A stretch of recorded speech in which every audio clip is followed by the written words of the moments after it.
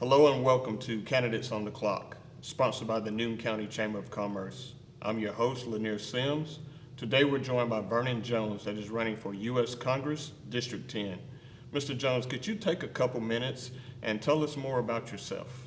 Thank you so much, Mr. Lanier. Also, I want to say to the people and great fine citizens of Newton County, thank you so much for being a part of this and sending in your questions and being a part of this dialogue. I also want to thank you, Mr. Chairman, and the Newton County Chamber of Commerce for understanding the importance of letting you know who the people are who are running for office, what they stand for, what their positions are. And obviously with the Chamber being business driven, it is important that there's a relationship with the business community and the community at large. And so I'm honored to be here to be a part of this event. Thanks, sir. As you know, citizens did submit questions, so we're just going to jump right in. First question, what is your view or how would you plan to address climate change? Well, having served in local government, being a chairperson, I was able to work with the private sector in creating an opportunity to capture methane gas from our landfill and turn around and convert it to green energy, sell it to Georgia Power. We literally turn cash into trash while maintaining the environment. But we can't be over-regulating in terms of growth, stymieing growth. And what you see happen many times, there's a balance between protecting the environment and business. Many don't know about that. They go too far. They don't want you to use coal. They don't want you to use energy other than energy coming from other locations, other countries, I should say. But I like to look at it from this perspective. We need to become energy independent. We need to protect our environment, water, soil, good air. Let's do it with a balance, not where we're putting businesses out of business, but at the same time, we're maintaining that quality of life in our air, water, and land conservation. I have a solid record of preserving over 4,000 acres of land for green space and open space, protecting the natural environment, protecting wildlife. As the county executive, we also, as you know, passed through Congress, establishing Arabia Mountain as a national heritage area. Growing up on a farm, I understand and appreciate the importance of green space, trees, open space. Too many times developments can come in and just literally just take all the trees out. So that's why we have to have a balance where we're independent, I should say, where we're not relying on other countries, but we can do it in a way that's healthy, a way that's safe, environmentally sound. But at the same time, we have to recognize that we need to educate our children, educate our population at large on the importance of preservation, conservation, and quality air, quality land, and quality water. Thank you. Let's talk about the Build Back Better plan. As you know, it's stalled in Congress. What provisions, if any, do or would you support in the Build Back Better plan? Well, I certainly support infrastructure, better roads, better bridges, better infrastructure in general. As a former chair of the county, I've had to be responsible for infrastructure. And the Build Back Better is about infrastructure. However, it's how you pay for this. It's how it's being applied. Let's not build a bridge to nowhere. Let's make sure that if we are working with local governments, we're doing it in a way that it's a comprehensive approach and we're creating jobs at the same time, because that's important. But when you look at just paying people to stay home, people not going to work, putting that money in the budget and calling the Build Back Better program, that is not building things back better. You look now, there's a shortage of employees. Employees have been given checks to stay at home. They've been discouraged from working. Now it's time to go back to work. You know, fast food is not even fast anymore. Why? Because people are used to being at home. They went and spent so much money with the federal government, giving out just tons and tons of money.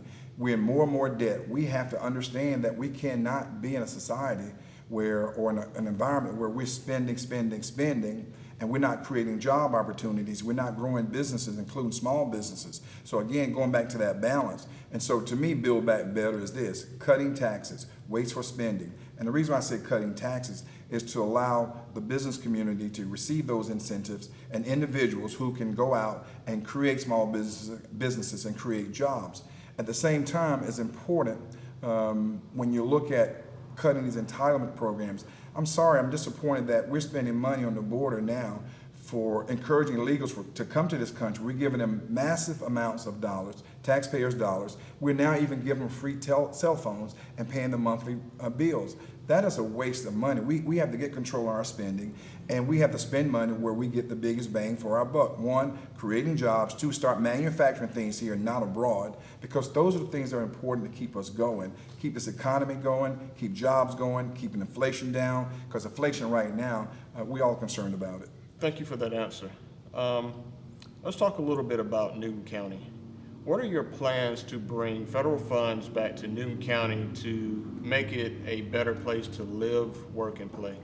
Well, first of all, having served in local government, I understand the issues that local governments deal with, whether it's transportation, whether it's other infrastructure, water and sewer, things of that nature. So you have a friend in Washington. Secondly, I want to make sure that I identify those various federal agencies that can work with those local governments like Newton County, whether that's dealing with community development block grants or dealing with additional transportation dollars, whether it's for rapid transportation, whatever, but making sure that whatever that the federal government offers, build that partnership, develop those relationships in the context so local government can be able to walk through that door and get what they need.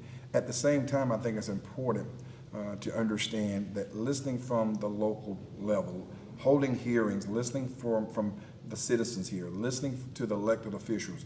County issues are different from city issues.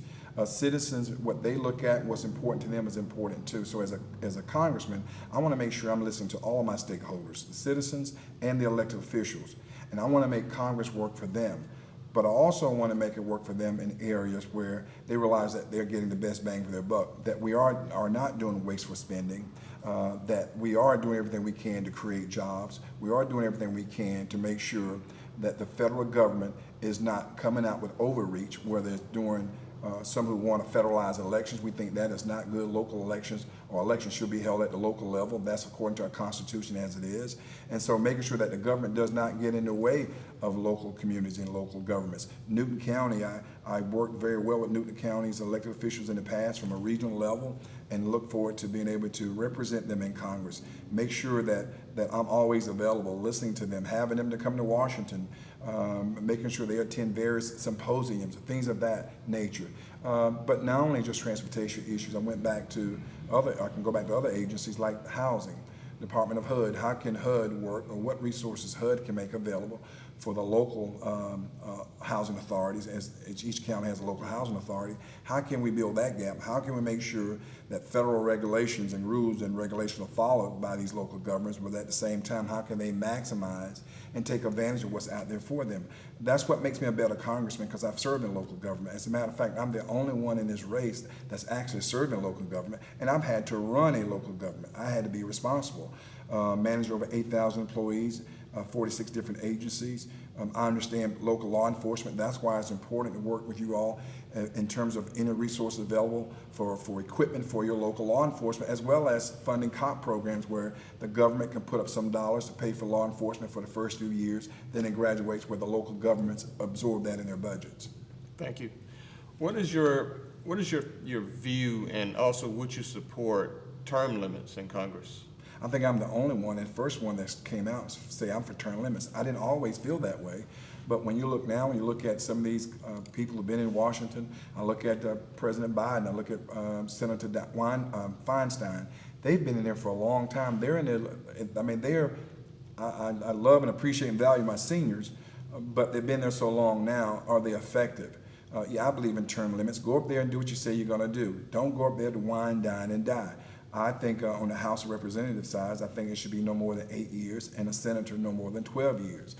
Because the longer they stay up there, the longer the few become powerful, and then they really don't represent the interests of the people. So absolutely, I am totally supportive of term limits, and I will be introducing legislation my first week there to limit terms in Congress and in the Senate. Thank you.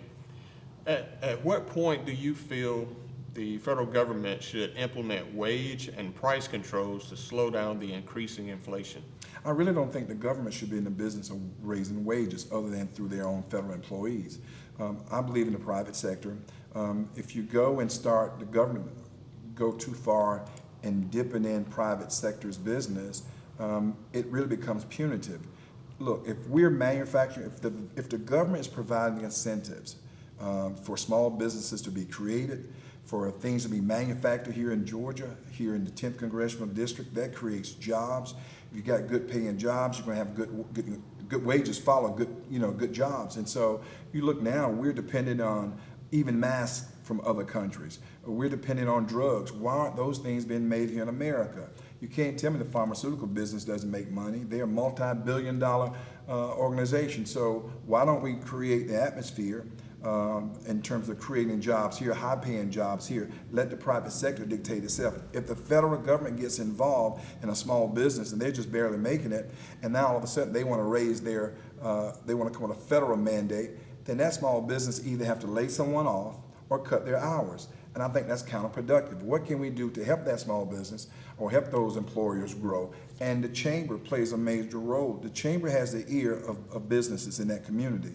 That's why it's important as your congressperson to listen to the chamber, the impact that it's going to have on those employers. It's not always just one group. You have to look how it affects everybody in totality, because you have different stakeholders here. You have the person who's on the job, you have the employer who's providing the jobs, and then you have the government can have so much overreach where it's counterproductive. We don't want that. I believe in free enterprise. If we provide a climate, businesses will soar, and that way you don't have to tax and spend. You literally see the money coming because people are paying money to the federal coffer because they're making money. That's how we should grow this economy. That's how we should move this country forward. Thank you. What will you do to support voter rights? I support voting rights.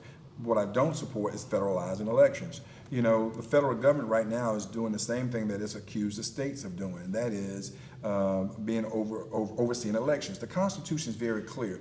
The states are the ones who are responsible for elections, and actual elections happen at the local level. There are no federal election officers. They are all election administrators, but it's run at the local level.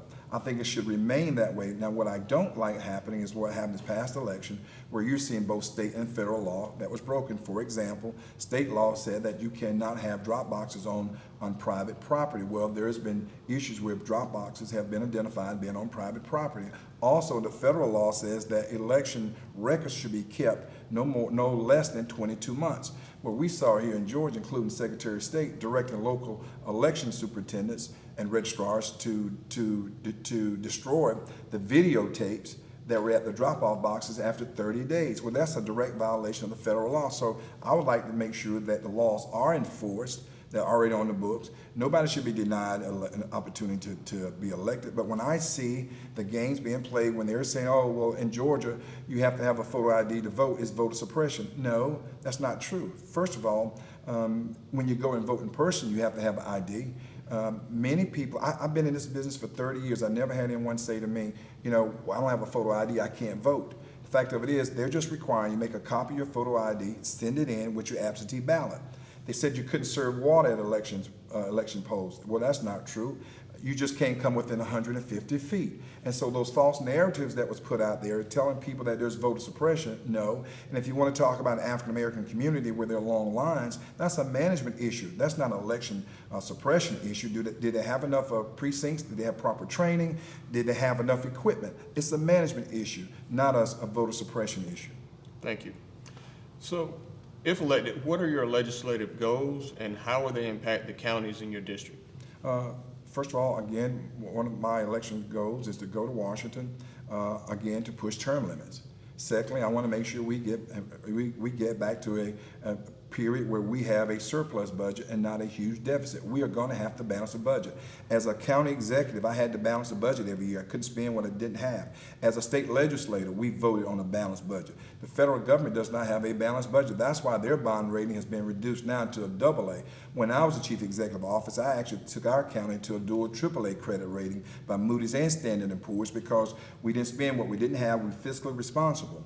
That has to come back to Washington. Again, when you look at the amount of money that we're spending now on illegals because of a policy, oh, we're going to open the borders, you can come over here, and then we will actually check you in, and now we're responsible for your food, your transportation, your housing, all of that. Well, let me tell you, that's a lot of money. And now they're even looking at, they're moving forward to take doctors from veterans hospitals, as bad as our veterans need medical care, and sending many of those doctors now to the borders to provide medical assistance to illegals.